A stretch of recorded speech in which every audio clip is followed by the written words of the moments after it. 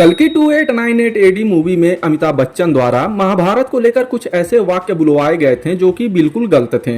पहला वाक्य तो ये था कि अश्वत्थामा और कर्ण परम मित्र थे, जबकि ऐसा नहीं था। दोनों में कोई मित्रता नहीं थी, बल्कि दोनों में मतभेद रहता था, क्योंकि महारथी कर्ण गुरु द्रोणाचार्य की निंदा बार बार किया करते थे, जिसके कारण अश्वत्थामा कर्ण को पसंद नहीं करते थे। और ऐसा कोई तथ्य भी नहीं है जो इनके मित्रता को सत्य साबित कर सके, सिवाय इसके कि ये दोनों एक ही पक्ष से युद्ध कर रहे थे।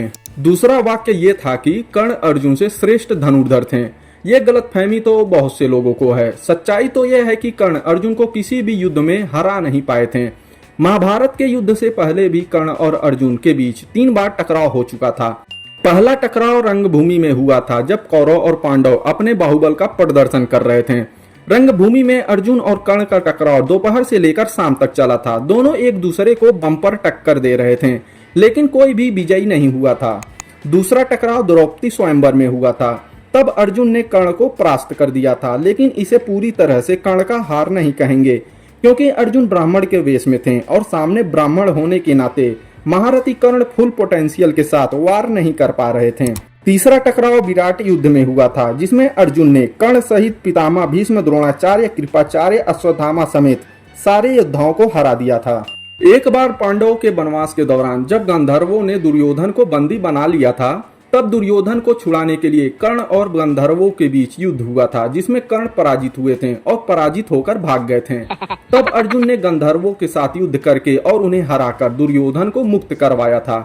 इसमें कोई शक नहीं है कि महारथी कर्ण महान धनुर्धर और बहुत बड़े योद्धा थे, लेकिन महारथी कर्ण अपराजेय नहीं थे, जबकि अर्जुन अपराजेय थे, कभी भी कोई युद्ध नहीं हारे थे।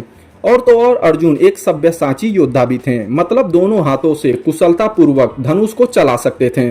कर्ण कभी भी अर्जुन से ज्यादा कुशल योद्धा नहीं बन पाते, क्योंकि जहां कर्ण अपनी पूरी जिंदगी अर्जुन से प्रतिस्पर्धा करते रहे, अधर्म का साथ दिया और अंग देश का राजा बनने के बाद सीमित रह गए, वहीं अर्जुन को वनवास मिलने के बावजूद भी अर्जुन ने ना तो धर्म का साथ छोड़ा और ना ही विद्या सीखना छोड़ा।